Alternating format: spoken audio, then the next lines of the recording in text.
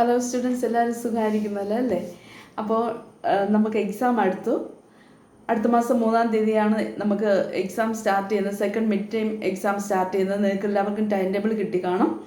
അപ്പോൾ SS portion ഏതൊക്കെയാണെന്നുള്ള teacher നോട്ടിഫിക്കേഷനിൽ ഇടുന്നതായിരിക്കും. നമ്മളിപ്പോൾ ജോഗ്രഫി 3 ലെസൺ പഠിച്ചു. അതിൽ ഫസ്റ്റ് ലെസൺ നമ്മൾ ഓൾറെഡി എക്സാമിന് കഴിഞ്ഞതാണ്. ജോഗ്രഫിയിൽ സെക്കൻഡും തേർഡ് ലെസണും, ദെൻ പൊളിറ്റിക്സിൽ സെക്കൻഡ് ലെസൺ. ഫസ്റ്റ് ലെസൺ എക്സാമിന് ഇട്ടെന്നാണ് തോന്നുന്നത്. എന്തെങ്കിലും ഡൗട്ട് ഉണ്ടെങ്കിൽ തീർച്ചയായിട്ടും വിളിക്കുക. ഇട്ടിട്ടുണ്ടെങ്കിൽ വിളിക്കേണ്ട, അല്ലെങ്കിൽ നമുക്ക് ഫസ്റ്റും സെക്കൻഡും ലെസൺ നമുക്കിടാം. ഇതിൽ ഹിസ്റ്ററിയിൽ second lesson, third lesson teacher ഇപ്പോൾ പഠിപ്പിക്കുന്നു. സെക്കൻഡും തേർഡും ഇടാം. ഓക്കെ, അപ്പോൾ നോട്ടിഫിക്കേഷനിൽ ടീച്ചർ ആലോചിച്ചിട്ട് ഏതൊക്കെയാണെന്നുള്ളത് ഒന്നുകൂടെ അത് കൺഫേം ആയതിന് ശേഷം ലെസൺ ഇടും. അല്ലെങ്കിൽ അടുത്ത വീഡിയോ ചെയ്യുമ്പോൾ നിങ്ങൾക്ക് പറഞ്ഞു തരും. എന്തായാലും നോട്ടിഫിക്കേഷനിൽ ഇടുന്നതായിരിക്കും, നിങ്ങളത് നോക്കിയാൽ മതി. ഓക്കെ, ഇന്ന് നമുക്ക് ഹിസ്റ്ററി തേർഡ് ലെസൺ പഠിക്കാം, ഡൽഹി സുൽത്താൻസ്. ഓക്കെ, അപ്പോൾ നമ്മൾ ഈ ഹിസ്റ്ററി ടെസ്റ്റ് ടോട്ടലായിട്ട് നമ്മൾ പഠിക്കുന്ന മിഡിൽ പീരീഡാണ്. അതായത് 7th century to 17th century, 7ാം നൂറ്റാണ്ട് മുതൽ 17ാം നൂറ്റാണ്ട് വരെയുള്ള ഇന്ത്യൻ ഹിസ്റ്ററിയാണ് നമ്മൾ പഠിക്കുന്നത്. അതിൽ 2 ലെസൺ നമ്മൾ കംപ്ലീറ്റ് ചെയ്തു. ദെൻ ഇനി അടുത്ത് വരുന്നത് ഡൽഹി സുൽത്താൻസ്. ഓക്കെ, സുൽത്താൻസ് ഏതൊക്കെ സുൽത്താൻസ് ആണ് ഡൽഹി ഭരിച്ചിരുന്നത് എന്നുള്ളത് ഇതാണ് നമ്മൾ ഇനി അടുത്ത് പഠിക്കാനായിട്ട് പോകുന്നത്. എന്നിട്ട് അവരുടെ അഡ്മിനിസ്ട്രേറ്റീവ് ആയിട്ടുള്ള കാര്യങ്ങൾ അതൊക്കെയാണ് നമ്മൾ ഈ ലെസണിൽ നമ്മൾ പഠിക്കുന്നത്. ഇനി അടുത്ത് 3rd-ഉം 4th-ഉം കൂടെ കഴിയുമ്പോൾ നമുക്ക് ഫസ്റ്റ് സെമസ്റ്റർ എക്സാമിൻ്റെ ലെസൺ തീരും. 5ാമത്തെ ലെസൺ അവോയ്ഡിങ് ലെസനാണ്. 1 to 4 വരെയാണ് നമുക്ക് ഫസ്റ്റ് സെമസ്റ്റർ എക്സാം. ഈ ലെസൺ നമുക്ക് സെക്കൻഡ് മിഡ് ടൈമിൽ ടീച്ചർ മിക്കവാറും ഇടാൻ ചാൻസ് ഉണ്ട്, പഠിപ്പിച്ച് തീരുകയാണെങ്കിൽ. നോക്കട്ടെ എങ്ങനെയാണെന്നുള്ളത്. ഓക്കെ, നമുക്ക് സ്റ്റാർട്ട് ചെയ്യാം. ടെസ്റ്റ് ഓപ്പൺ ചെയ്യുക. Page number 30, the Delhi sultans. In chapter 2, we saw that regions like the Kaveri Delta became the center of large kingdoms. Second lesson, we studied the northern part also. The Deltaic region became the most important or large kingdoms were settled in Kaveri Deltas. Did you notice that there was no mention of the kingdom with Delhi as its capital? That was because Delhi became an important city only in the 12th century. So we already studied that without Delhi ഇല്ലാതെ മറ്റു places എല്ലാം നമ്മൾ പഠിച്ചു. Okay, എന്തുകൊണ്ടായിരിക്കാം ഡൽഹി അന്നത്തെ കാലഘട്ടത്തിൽ ഒരു capital city ആകാത്തത്? Because only after 12th century Delhi become an important centre. 12ാം നൂറ്റാണ്ടിന് ശേഷം മുതലാണ് ഡൽഹി എന്തായിത്തീർന്നത്, ഒരു ഇമ്പോർട്ടൻറ്റ് സെൻറ്ററായി തീർന്നത്. അതുവരെ ഒരു സ്മോൾ ട്രേഡിംഗ് സെൻറ്റർ ആയിരുന്നു Delhi. Okay, take A look at table 1. അത് നമുക്ക് നോക്കാം. Delhi first became the capital of the kingdom under the Tomara Rajaputs, who were defeated in the middle of the 12th century by the Chauhans, also referred as the Chahmanas of Ajmer. So ഈ ഡൽഹി ഭരിച്ച sultans എത്ര kingdoms ഉണ്ട് എന്നുള്ളത് നമ്മൾ second page number 31 ടേബിളിലുണ്ട്. ആദ്യമായിട്ട് Delhi പിടിച്ചടക്കിയത് രജപുത്ര rulers ആയിരുന്നു. അതിൽ important ആയിട്ടുള്ള 3 രജപുത്ര റൂളേഴ്സ് ഉണ്ട്. ആദ്യമായിട്ട് ഡൽഹി പിടിച്ചടക്കിയത് ചൗഹാൻ ഡൈനാസ്റ്റി ആയിരുന്നു. അതിൽ ഇമ്പോർട്ടൻ്റ് ആയിട്ടുള്ള റൂളറാണ് Prithviraj Chauhan. Okay, then it was under the Tomaras and Chauhans that Delhi began important commercial centre. ഇവരുടെ കാലഘട്ടത്തിൽ ഡൽഹി എന്തായിത്തീർന്നു? ഒരു important commercial centre. What is commercial centre means വാണിജ്യ, അതായത് കച്ചവടത്തിന് വേണ്ടി ആയിട്ടുള്ള ട്രേഡിന് വേണ്ടിയുള്ള ഒരു സെൻറ്റർ ആയിരുന്നു ഈ ഡൽഹി. ആരുടെ കാലഘട്ടത്തെ? Chauhans and തോമറാസ്. Many rich Jaina merchants lived in the city and constructed several temples. Coins meant here called Delhiwal had a wide circulation. Also, rich Jaina merchants were also lived in the city and they constructed several temples. Jaina temples ഒക്കെ construct ചെയ്യുക. And also coins എല്ലാം, അതായത് അന്നത്തെ coins എല്ലാം ഇവരുടെ ഈ ജൈന മതത്തിൻ്റെ importance കൊടുത്തിട്ട് മൈൻ ചെയ്തെടുത്തിട്ടുള്ള കോയിൻസും ഉണ്ടായിരുന്നു അത്. And also this was mine here called Delhi wall had A wide circulation. Okay, Delhi wall means ഈ ഡൽഹിയുമായിട്ട് ബന്ധപ്പെട്ടത്. Then the transformation of Delhi into a capital that controlled vast areas of the subcontinent started with the foundation of Delhi Sultanate in the beginning of the 13th century. അപ്പോൾ ആദ്യ കാലഘട്ടത്തിൽ ഡൽഹി സാധാരണ പോലെ തന്നെ ഒരു merchant അല്ലെങ്കിൽ കൊമേഴ്സ്യൽ സെൻ്റർ ആയിരുന്നു. അതിനുശേഷം ഡൽഹി പിടിച്ചടക്കി ഒത്തിരിയധികം ജൈന ട്രേഡേഴ്സ് എല്ലാം ഡൽഹിയിൽ താമസിക്കുക. അങ്ങനെ അവർ ഒത്തിരി ടെമ്പിൾസ് എല്ലാം ബിൽഡ് ചെയ്തു. അതിനുശേഷം എന്തായിത്തീർന്നു, പിന്നെയും start with the foundation of the Delhi Sultan in the beginning of the 13th century. 13ാം നൂറ്റാണ്ടായതിനു ശേഷമാണ് പിന്നെ കുറച്ചുകൂടെ പുരോഗതി ഡൽഹിയിലേക്ക് വന്നത്. Take A look at table 1 again and identify the 5 dynasties that together make the Delhi Sultans. അപ്പോൾ 5 ഡൈനാസ്റ്റീസ് ആണ് ഡൽഹി ഭരിച്ചത്. അതൊക്കെയാണ് നമുക്ക് നോക്കാം. ഇവർ 5 ഡൈനാസ്റ്റിയിലുള്ള പ്രഗത്ഭരായിട്ടുള്ള റൂളേഴ്സ് ഡൽഹി ഭരിച്ചതിൻ്റെ ഫലമായിട്ടാണ് ഇന്ന് കാണുന്ന ഓൾഡ് ഡൽഹി പോവുകയാണെങ്കിൽ ഒത്തിരിയധികം മോണമെൻറ്റ്സ് ഒക്കെ നമുക്ക് ഇപ്പോഴും കാണാനായിട്ട് സാധിക്കും. ഓക്കെ, അപ്പോൾ ഇതൊക്കെ സൂചിപ്പിക്കുന്നത് ആണ് 12ാം നൂറ്റാണ്ടിന് ശേഷമാണ് ഡൽഹി എന്തായിത്തീർന്നത് ഒരു ക്യാപിറ്റൽ സിറ്റി ഓർ ഒരു കൊമേഴ്സ്യൽ സെൻ്ററായി, അതിനുശേഷം ഒരു ക്യാപിറ്റൽ സിറ്റിയായി മാറിയത്.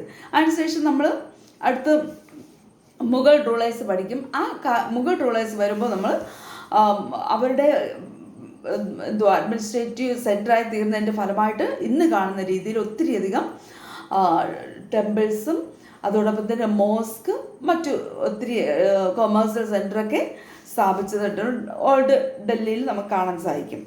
The Delhi sultans moved to many cities in the area that we now known as Delhi. Look at map 1 and locate Delhi, Kagna, Siri and Janabad. Okay, നോക്കാം.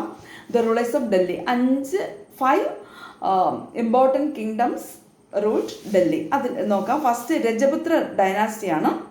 അതിൽ വരുന്ന important റൂളേഴ്സാണ് ആരൊക്കെ?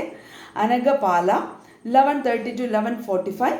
അദ്ദേഹത്തിൻ്റെ കാലഘട്ടം ഭരിച്ചത് ഡൽഹി ഭരിച്ചത്. അതിനുശേഷം അദ്ദേഹത്തെ ഡിഫീറ്റ് ചെയ്ത് ചൗഹാൻസ് വന്നു 1165 to 1192. അതിനുശേഷം പൃഥ്വിരാജ് ചൗഹാൻ 1175 to 1193. അപ്പോൾ രജപുത്ര റൂളേഴ്സാണ് ഇവർ 3 പേരും. അതിനുശേഷം അടുത്ത് വരുന്ന ഏർലി ടർക്കിഷ് റൂളേഴ്സ്. അതിൽ വരുന്ന ഇമ്പോർട്ടൻറ്റ് റൂളേഴ്സാണ്. ഇവരെ ഡിഫീറ്റ് ചെയ്തിട്ടാണ് അടുത്ത ആൾക്കാർ വന്നത്. കുതുബ്ദീൻ ഐബക്ക് 1206 to 1210. ദെൻ കുതുബ്ദീൻ ഐബക്കിനെ ഡിഫീറ്റ് ചെയ്തിട്ട് ഷംസുദ്ദീൻ ഇൽത്തുമിഷ് 1210 to 1236. അതിനുശേഷം വന്നത് സുൽത്താന റസിയ. ഡൽഹി ഭരിച്ച ഏക ഒരു വനിത ആയിട്ടുള്ള ഒരു റൂളറാണ് സുൽത്താന റസിയ. ഡൽഹി സുൽത്താൻസിൽ ഒരേ ഒരു ലേഡിയെ ഭരിച്ചിരുന്നുള്ളൂ. അവിടെ പേരാണ് സുൽത്താന റസിയ. ഓക്കെ, കാലഘട്ടം ഏതുവരെയാണ്? 1236 to 1240, 4 വർഷമേ ഭരിച്ചുള്ളൂ. അത് കഴിഞ്ഞിട്ട് വന്നത് ഗിയാസുദ്ദീൻ ബാൽബൻ. ഓക്കെ, ഇത്രയാണ് ഏർലി ടർക്കിഷ് റൂളേഴ്സ്. അതിനുശേഷം വരുന്നത് ഖൽജി ഡൈനാസ്റ്റി. ഖിൽജി എന്നും പറയും, ഖൽജി എന്നും പറയും. ഓക്കെ, അതിൽ വരുന്നതാണ് ജലാലുദ്ദീൻ ഖൽജി 1290 to 1296. അതിനുശേഷം അലാവുദ്ദീൻ ഖൽജി. ജലാലുദ്ദീനും അലാവുദ്ദീനും ഇവർ രണ്ടുപേരാണ് ഖൽജി ഡൈനാസ്റ്റിയിലെ ഇമ്പോർട്ടൻറ്റ് റൂളേഴ്സ്. അതിനുശേഷം അടുത്ത് വരുന്നത് തുഗ്ലക് ഡൈനാസ്റ്റി. ഗിയാസുദ്ദീൻ തുഗ്ലക്, അതിനുശേഷം മുഹമ്മദ് ബിൻ തുഗ്ലക്, ദെൻ ഫിറോസ് ഷാ തുഗ്ലക്. 3 തുഗ്ലക് ഡൈനാസ്റ്റിയിലെ ഇമ്പോർട്ടൻറ്റ് റൂളേഴ്സ്. അതിനുശേഷം വരുന്നത് സയ്യിദ് ഡൈനാസ്റ്റി. അതിൽ ഒരു വ്യക്തി മാത്രമേ ഉണ്ടായിരുന്നു. ആരാണ്? ഖിർ ഖാൻ. ഓക്കെ, അതിന് ശേഷം ലോധി ഡൈനാസ്റ്റി, ബലുൽ ലോധി. ഓക്കെ, ഇത്രയും റൂളേഴ്സാണ് ഡൽഹി ഭരിച്ചത്. ഇവരുടെ അഡ്മിനിസ്ട്രേഷൻ എന്തൊക്കെയാണെന്നും അതോടൊപ്പം ടാക്സ് കളക്ട് ചെയ്ത് എടുക്കുന്നത് എങ്ങനെയാണെന്നുള്ള കാര്യങ്ങളാണ് അടുത്ത് നമ്മളിനി പഠിക്കാനായിട്ട് പോകുന്നത്. ഓക്കെ, ഇത്രയും മനസ്സിലായല്ലോ. After 12th century AD onwards, Delhi became an important centre. അടുത്ത് വരുന്നത് finding out about the Delhi sultans. നോക്കാം എങ്ങനെയാണ് അവരുടെ കാര്യങ്ങൾ, ഇങ്ങനെ എന്തൊക്കെയാണ് അവർ ചെയ്ത കാര്യങ്ങൾ നോക്കാം. Although inscriptions, coins and architecture provides a lot of information especially valuable are histories. So how we know about Delhi sultans? എങ്ങനെയാണ് നമുക്ക് അറിയാൻ സാധിക്കുന്നത്? Through inscriptions. Inscriptions means inscribe on palm leaves or then stone etcetera. Coins നമ്മൾ നേരത്തെ കണ്ടു, ജൈന മർച്ചൻസിൻ അവരുടെയൊക്കെ coins. Then architectural works, architecture അറിയാലോ, വലിയ ബിൽഡിങ്സ് ഒക്കെ. A lot of information. These are called histories. ഇതെല്ലാം ഹിസ്റ്ററിയായിട്ട്, ചരിത്രമായിട്ട് ബന്ധപ്പെട്ടുള്ള കാര്യങ്ങളാണ്. Tariq singular, tawarikh plural, written in Persian, the language of administration under the Delhi sultans. അപ്പോൾ ഇതിൽ വരുന്ന ഒരു 1 ക്വസ്റ്റ്യൻ ആണ്. The administration of language of Delhi sultans, administrative language of Delhi sultans ഏതാണ്? പേർഷ്യൻ ലാംഗ്വേജ് ആണ് ഇവർ യൂസ് ചെയ്തിരുന്നത്. ഓക്കെ, അപ്പോൾ അത് എഴുതിയിരുന്നത് തവാരിഖ്, ഒറ്റയ്ക്കും ഒരാളും എഴുതിയ സിംഗുലറായിട്ടുള്ള ആൾക്കാരും താരിഖ് ആൻഡ് തവാരിഖ്, ഒന്നിൽ കൂടുതൽ ആൾക്കാരും ഈ ലാംഗ്വേജിൽ, പേർഷ്യൻ ലാംഗ്വേജിൽ അഡ്മിനിസ്ട്രേഷൻ്റെ കാര്യങ്ങളിൽ ഉൾപ്പെട്ടിരുന്നു. അതോടൊപ്പം തന്നെ ഒരാൾ അഡ്മിനിസ്ട്രേഷൻ ഒറ്റയ്ക്കും നോക്കിയിരുന്നു, അതോടൊപ്പം തന്നെ ഒത്തിരിയധികം ആൾക്കാർ നോക്കിയിരുന്നു. ഇത് ആദേഴ്സ് ഓഫ് തവാരിഖ് വേർ ലോൺമെൻ. ലോൺമെൻ മീൻസ് നല്ല അറിവുള്ള വ്യക്തികൾ. Secretaries, administrators, poets and courtiers who both recounted events and advised rulers on governance, emphasizing the importance of just rule. The authors of Tawarik. തവാരിഖ് എന്താണ്? പ്ലൂറൽ ഫോമിൽ എഴുതിയ, അതായത് ഒന്നിൽ കൂടുതൽ ആൾക്കാർ എഴുതിയ ഈ പേർഷ്യൻ ലാംഗ്വേജിലുള്ള അഡ്മിനിസ്ട്രേഷൻ പ്രോസസ്സ്. അഡ്മിനിസ്ട്രേഷൻ എന്ന് പറഞ്ഞാൽ എന്താണ്? ഭരണകാര്യങ്ങളിലുള്ള അന്നത്തെ അവർ എന്തൊക്കെ കാര്യങ്ങൾ ചെയ്തു എന്നുള്ളത്. ദേ വെർ ലേൺമെൻ, നല്ല പഠിപ്പുള്ള വ്യക്തികളായിരുന്നു. എസ്പെഷ്യലി സെക്രട്ടറീസ്, ഈ കാര്യങ്ങളിലല്ല, secretaries, administrators, poets and courtiers, കോർട്ടിൽ ജോലി ചെയ്യുന്നവർ, ഇവരെല്ലാം ഉണ്ടായിരുന്നു. അത് എങ്ങനെ എഴുതിയിരുന്നത്? Events and advised rulers on governance, emphasizing the importance of just rule. എന്തൊക്കെയാണ് അന്നത്തെ കാലഘട്ടത്ത് നടന്ന ഇവൻറ്റ്സ്, സംഭവ വികാസങ്ങളും ഇവർ ഏതൊക്കെ രാജ്യങ്ങൾ പിടിച്ചടക്കി അതുമായിട്ട് ബന്ധപ്പെട്ടത്, റൂളേഴ്സിന് അഡ്വൈസ് ചെയ്ത കാര്യങ്ങളൊക്കെ ആയിരുന്നു ഈ തവാരിഖിൽ എഴുതിയ. തവാരിഖ് എന്ന് പറഞ്ഞാൽ ഒന്നിൽ കൂടുതൽ ആൾക്കാർ എഴുതിയ ഈ administrative things. Keep the following addition details in mind. അപ്പോൾ ഇതിനോടൊപ്പം തന്നെ നമുക്ക് കുറച്ച് കാര്യങ്ങളോട് നമുക്ക് പഠിക്കാനുണ്ട്. The authors of Tawarik lived in cities, mainly Delhi, and hardly even in village. Okay, these Tawarik, that means authors, അല്ലെങ്കിൽ ഈ learned persons were live in cities. They often wrote their histories for sultans in the hope of rich rewards. എന്തിനു വേണ്ടിയാണ് ഇവർ എഴുതിയത്? Because the sultans give rewards, അവർക്ക് എന്തെങ്കിലും ഗിഫ്റ്റൊക്കെ കൊടുക്കുന്നതിന് വേണ്ടിയായിരുന്നു ഇവരിങ്ങനെ രാജാക്കന്മാരെയൊക്കെ പ്രകീർത്തിച്ചെഴുതിയിരുന്നത്. These authors advise rulers on their need to preserve an ideal social order based on birth and gender distinction. Their ideas were not shared by everybody. അപ്പോൾ ഈ ഓതേഴ്സ് എന്ന് പറയുന്നത്, അല്ലെങ്കിൽ തവാരിഖ് എന്ന് പറയുന്നവർ, അവർ ബർത്ത് റൈറ്റ് ഉണ്ട്, privileges claimed on account of birth. For example, people believe that nobles inherited their rights to govern because they were born in certain families. അപ്പോൾ ബർത്ത് റൈറ്റ് എന്ന് പറഞ്ഞാൽ, അതായത് ഒരു മുമ്പ് കഴിഞ്ഞ വർഷമൊക്കെ ഞാൻ പഠിപ്പിച്ച് തന്നിട്ടുണ്ട്. അതായത് 4 കാസ്റ്റാണ് ഉണ്ടായിരുന്നത്: ബ്രാഹ്മൺ, ക്ഷത്രിയാസ്, വൈശ്യാസ്, ശൂദ്രാസ്. ഇതിൽ ബ്രാഹ്മൺസ് വെയർ കൺസിഡേഴ്സ് പ്രീസ്റ്റ്. അവരുടെ മക്കൾ ആരായിത്തീരും? ബർത്ത് റൈറ്റ്, അവർ ജന്മനാ തന്നെ അവരുടെ മക്കളും എന്തായിത്തീരും? തീർച്ചയായിട്ടും പ്രീസ്റ്റ് ആയിത്തീരും. ഓക്കെ, ക്ഷത്രിയാസ് എന്ന് പറഞ്ഞാൽ വാരിയേഴ്സ് എന്ന് പറഞ്ഞാൽ എന്താ? യുദ്ധം ചെയ്യാൻ പോകുന്നത്. അവരുടെ അടുത്ത തലമുറക്കാരും they were also warriors by birth. Okay, gender distinction, gender means men and women, ആ ഒരു ഡിസ്റ്റിങ്ഷനൊന്നും അവരൊക്കെ നോക്കിയിരുന്നു. Their ideas were not shared by everybody. എല്ലാവരുമായിട്ടും ഇവരെന്ത് ചെയ്തിരുന്നില്ല? ഈ അവരുടെ ideas they did not shared everybody. Okay, അപ്പോൾ ഇതാണ് 2 കാര്യം നമ്മളുണ്ട്: tarikh and tawarikh, plural and singular. And also administration language was only Persian. In 1236, Sultan Iltutmish daughter Razia became Sultan. Iltutmishന്റെ daughter നമ്മൾ നേരത്തെ കണ്ടു. daughter, only one women ruler. ആരാണ്? Sultana Razia. The chronicler of the age, Minaji Siraj, recognized that she was more able and qualified than all her brothers. So Minhaji Siraj നമ്മളത് പഠിച്ചു first ലെസണിൽ. He was a chronicler. അന്നത്തെ കാലഘട്ടത്ത് എന്തോ ഇവരെക്കുറിച്ചൊക്കെ എഴുതുന്ന വ്യക്തി. Then he says that she was more able and qualified. She means who?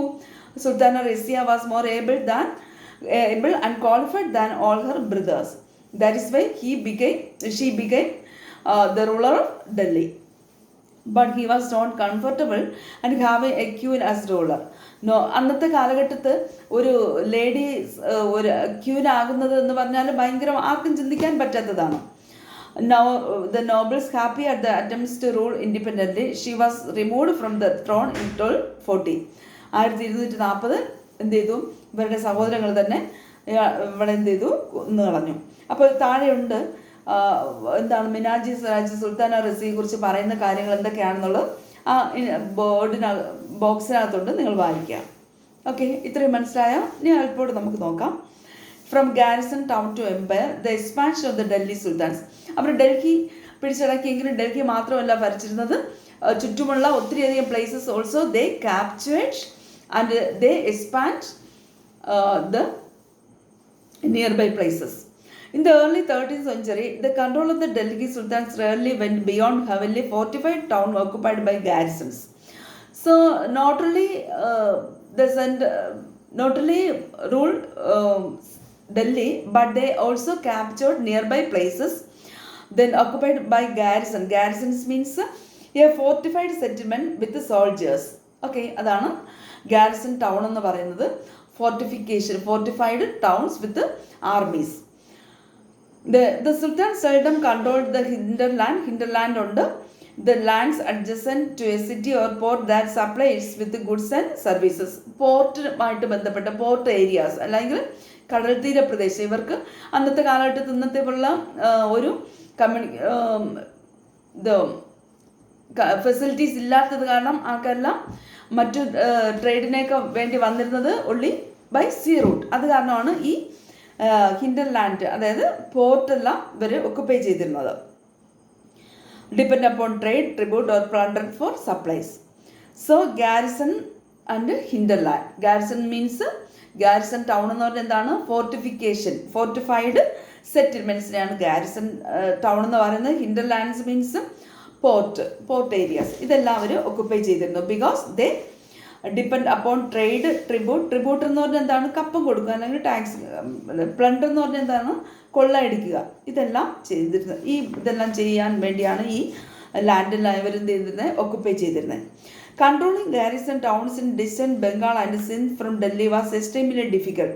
So controlling this Bengal and Sindh was very difficult for the Delhi Sultans for controlling. Rebellion, war, even bad weather could snap fragile communication routes. എന്തുകൊണ്ടാണ് ഈ ബംഗാളും സിന്ധും ഒക്കെ ഇവർക്ക് പിടിച്ചെടുക്കാൻ പറ്റാതെ? Because bad weather condition did not take these places.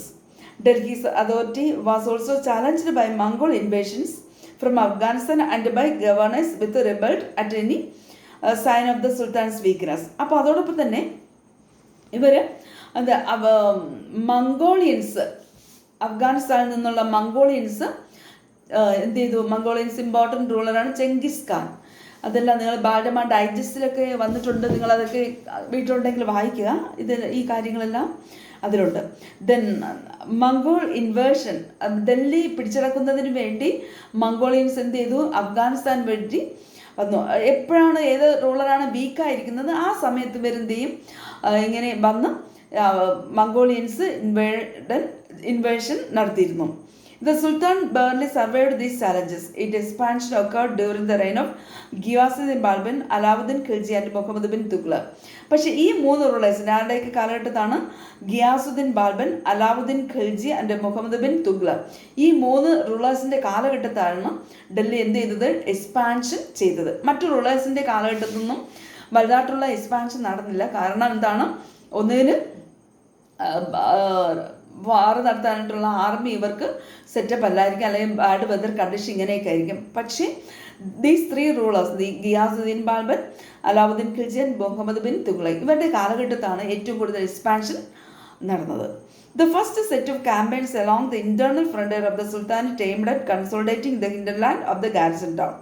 During these campaigns, forests were cleared in the Ganga, Yamuna, Doab and hunter-gatherers and pastoralists expelled from their habitat.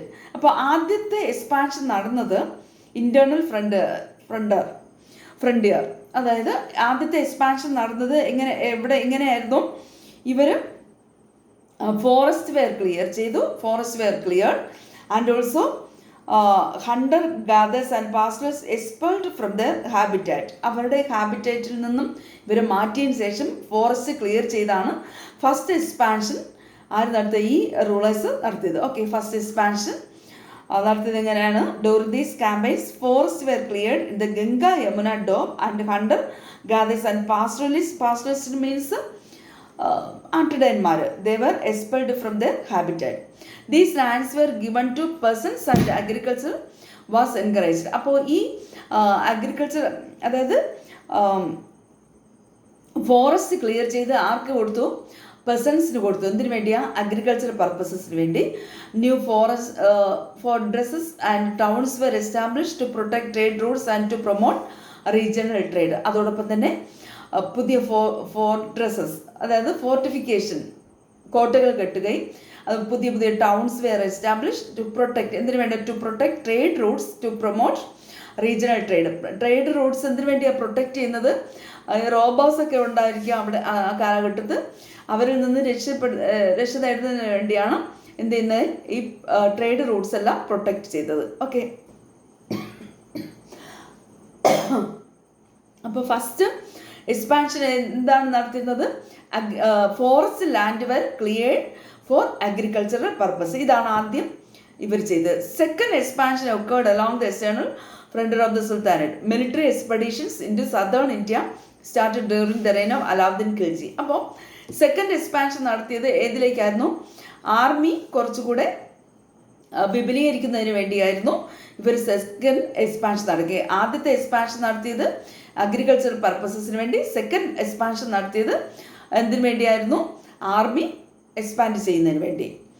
Then and culminated with the Muhammad bin Tughlaq. In their campaigns, Sultanate armies captured elephant, horses and slaves and carried away precious metals. Okay, so in southern part of India also they expand and they occupy most of the places and also they captured elephants. അന്നത്തെ കാലഘട്ടത്ത് എലിഫൻറ്റ്സ്, horses, slaves ഈ ഇതെല്ലാം ഉണ്ടായിരുന്നതാണ്. എലിഫൻറ്റുമായിട്ടുള്ള rice, then horse, കാലാൾപ്പട, കുതിരപ്പട, ആനപ്പട, അതാ പറയുന്നത്. അപ്പോൾ ഇങ്ങനെയുള്ള ഇതെല്ലാം ഇവർ പിടിക്കുകയും അങ്ങനെ പ്രീഷ്യസ് സ്റ്റോൺസും മെറ്റൽസും എല്ലാം ഇവർ സദേൺ പാർട്ടിൽ വന്ന് കൊണ്ടുപോവുകയും ചെയ്തു. ഓക്കെ, അപ്പോൾ രണ്ട് രീതിയിലുള്ള എക്സ്പാൻഷനാണ് നടന്നത്. ഫസ്റ്റ് എക്സ്പാൻഷൻ എന്ന് പറയുന്നത് forest were cleared and they in these forest places were given to peasants and agriculturalists for agriculture purposes. Second expansion where in the southern part of India and they expand armies also. Okay, by the end of Muhammad Tughlaq's reign, then 150 years after somewhat humble beginnings, the armies of the Delhi Sultanate had marched across a large part of the subcontinent. They had defeated rival armies and seized cities. The Sultanate collected taxes from the peasantry and dispensed justice in its realm. But how complete and effective was its control over such a vast territory? അപ്പോൾ അതിനുശേഷം Muhammad bin തുഗ്ലക്കിൻ്റെ കാലഘട്ടത്ത് എന്ത് ചെയ്തു? ഒരു ചെറിയ, നമ്മൾ നേരത്തെ കണ്ടു, ഗിയാസുദ്ദീൻ ബാൽബൻ്റെയും അലാവുദ്ദീൻ ഖിൽജി, മുഹമ്മദ് ബിൻ തുഗ്ലക്കിൻ്റെ കാലഘട്ടത്താണ് എന്ത് നടന്നത്? ഡൽഹി സുൽത്താൻസ് അവർ കുറേ പ്ലേസസ് എല്ലാം എക്സ്പാൻഡ് ചെയ്ത് ഇവരോടൊപ്പം അനക്സ് ചെയ്തത്. ഇദ്ദേഹത്തിൻ്റെ കാലഘട്ടത്താണ് എന്ത് ആർമിയും മറ്റു കാര്യങ്ങളിലെല്ലാം, ആർമിയിലും then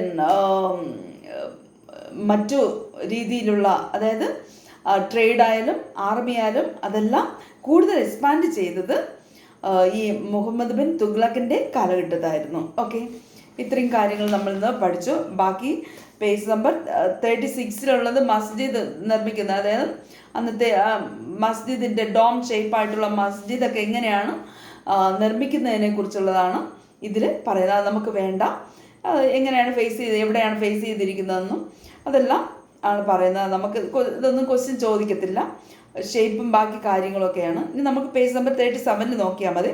close look administration and consolidation under the Khaljis and Tughlaqs. ഇത് അടുത്ത ക്ലാസ്സിന് പഠിപ്പിക്കാം. അപ്പോൾ നമ്മൾ പഠിച്ച 1-2 കാര്യം മാത്രമേ ഉള്ളൂ. 5 important dynasties ruled Delhi Sultans.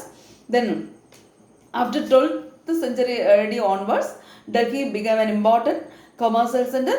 After 13th century, Delhi was an important capital city of the rulers of different dynasties. Then ഇനി അടുത്ത് വരുന്നത് tarikh and tawari, singular and plural. പിന്നെ only one women ruler, Sultana Razia. Okay, പിന്നെ ഈ ഹിൻഡർലാൻഡും ഗാരിസൺ ടൗണും 2 എക്സ്പാൻഷനാണ് അടുത്ത് പഠിച്ചത്. Okay, ഇനി അടുത്ത പേജ് നമ്പർ 37 മുതൽ അടുത്ത ക്ലാസ്സിന് പഠിക്കാം. Okay, thank you.